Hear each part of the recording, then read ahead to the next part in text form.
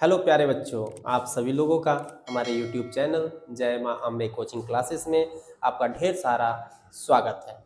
तो चलिए, जैसे कि हम लोगों ने लास्ट वीडियो में देखा कि अब ग्रामर सेशन शुरू हो गया है और बेसिक इंग्लिश ग्रामर का क्लासेस आप लोगों के लिए स्टार्ट हो गया है। तो पार्ट 1 में कल हम लोगों ने देखा किस तरीके से कुछ बेसिक चीज़ों के बारे में, इंग्लिश के बारे में देखा, अंतर्राष्ट्रीय भाषा के बारे में बताया गया, अल्फ़ाबेट लेटर्स के बारे में बताया गया, वॉवेल्स के बारे में बताया गया, कॉन्सोनेंट के बारे में बताया गया। तो चलते हैं अगले नेक्स्ट वीडियो की तरफ, जो समय को बिना बर्बाद किए हुए पार्ट 2 के अंतर्गत हम लोगों को ये ध्यान देना है, जरा गौर से समझिएगा कि जैसे कि कल हम लोगों ने क्या देखा था कि अल्फाबेट लेटर देखा था। तो ये जरूर हम बताया गया था कल आपको कि दुनिया का बड़ा से बड़ा अंग्रेजी का शब्द या छोटा से छोटा अंग्रेजी का शब्द इन्हीं अल्फाबेट लेटरों से मिलकर के बना हुआ होता है।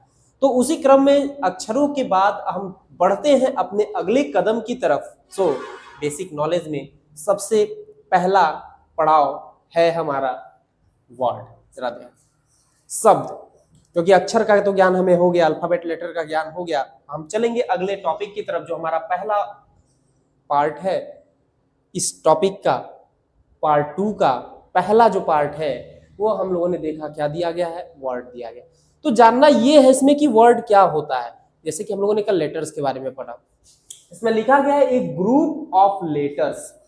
जरा गौर से देखेंगे, एक group of letters make word, यानी कि बहुत सारे जो लेटर्स दिए गए हैं, अल्फाबेट लेटर्स दिए गए हैं, उसको हम एक साथ कलेक्ट कर लेते हैं तो कोई ना कोई एक वर्ड फॉर्म कर देता है। फॉर एग्जाम्पल के तौर पे देखिए, जरा ध्यान से देखिएगा, यहाँ पे ये एम अलग है, अभी एम अलग है, ए अलग है, एन अलग है, जी अलग है, ओ अलग है। अलग अलग अक्षर अल्फाबेट लेटर्स दिए गए हैं और इसको हमने एक साथ लिखा तो ये बन गया मैंगो। और मैंगो मीन्स होता है आम, एक शब्द का निर्माण। इंग्लिश के साथ साथ इसको थोड़ा हिंदी में भी जानते चलेंगे ताकि आपको दोनों स्तर से बेहतर समझ में आए। इंग्लिश ग्रामर के साथ साथ हिंदी भी व्याकरण का थोड़ा बहुत जानकारी होते चले। तो बात करेंगे यदि शब्द की, तो अक्षरों के समूह को शब्द कहते हैं। अक्षरों के समूह को, यानी जहां भी दो या दो से अधिक अक्षर एक साथ मिल जाते हैं वहां एक समूह तैयार होता है और उसी समूह को ही क्या कहते हैं, शब्द कहते हैं। जैसे क धन म धन ल, क अलग है, म अलग है और ल अलग है और सबको मिला दिए तो बन गया कमल।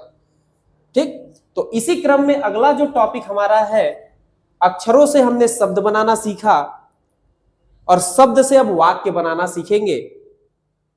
अगला टॉपिक हमारा क्या है, सेंटेंस। अब सेंटेंस की बात करेंगे। देखिए, वर्ड की बात रही तो शब्द तो कुछ भी बन गया, चाहे उसका अर्थ निकले चाहे ना निकले, उससे हमें कोई मतलब नहीं है, बस एक शब्द बन गया।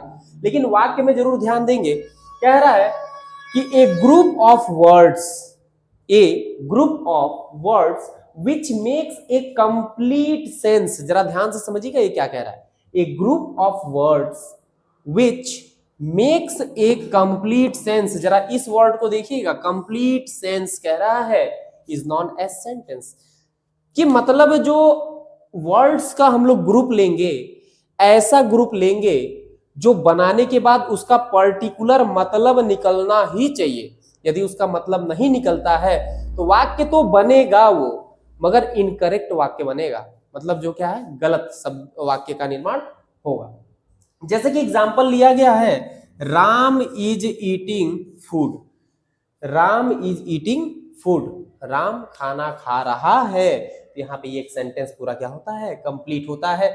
बढ़ेंगे इसी इंग्लिश को हिंदी वर्जन में भी देख लेते हैं, हिंदी व्याकरण भी आपका तैयार होते चले। वाक्य के विषय में बात करेंगे तो कह रहा है दो या दो से अधिक शब्दों के मिलने से वाक्य बनता है, परंतु उसका परस्पर कोई ना कोई अर्थ निकलना चाहिए। मतलब कि ये कह रहा है ये कि दो या दो से अधिक जो है शब्दों को मिलाने से वाक्य बनता है, लेकिन जो मिलाने के बाद जो वाक्य बनेगा उसका परस्पर कोई ना कोई अर्थ निकलना ही चाहिए, तभी जाकर के वो क्या बनेगा, वाक्य बनेगा।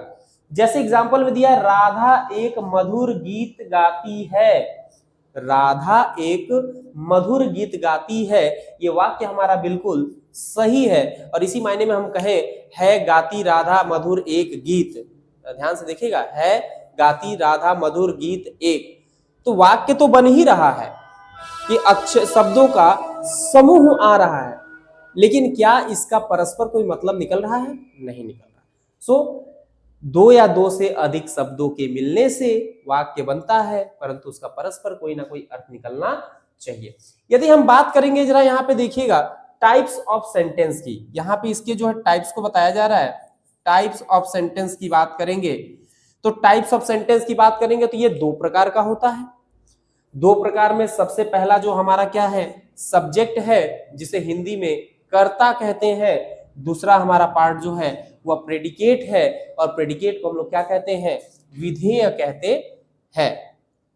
तो आपने देखा कि किस प्रकार हम लोगों ने वर्ड और शब्द के बारे में पढ़ा, दूसरा टॉपिक सेंटेंस और वाक्य के बारे में पढ़ा। जो अगला टॉपिक हमारा है, सेंटेंस के जो टाइप्स दिए गए हैं वो जो दो प्रकार के होते हैं, एक होता है सब्जेक्ट जिसको कर्ता कहते हैं, दूसरा होता है प्रेडिकेट जिसको विधेय कहते हैं। इसका पूरा डिटेल आपको पार्ट 3 ग्रामर के सेशन में आपको मिलेगा, और उम्मीद करते हैं आपको कि इंग्लिश पार्ट 2 का जो ये बेसिक पार्ट है आपको बेहतर ढंग से समझ में आया होगा, और इंग्लिश की नींव जिसको कहते हैं वो यहीं से स्टार्ट होती है, और आपको चाहिए कि ये बेसिक से बेसिक नॉलेज आप क्या करें, बेहतर ढंग से इसको देखें, और आप चाहते हैं कि ये मतलब नोट्स हो जाए तो इसको आप नोट भी कर सकते हैं।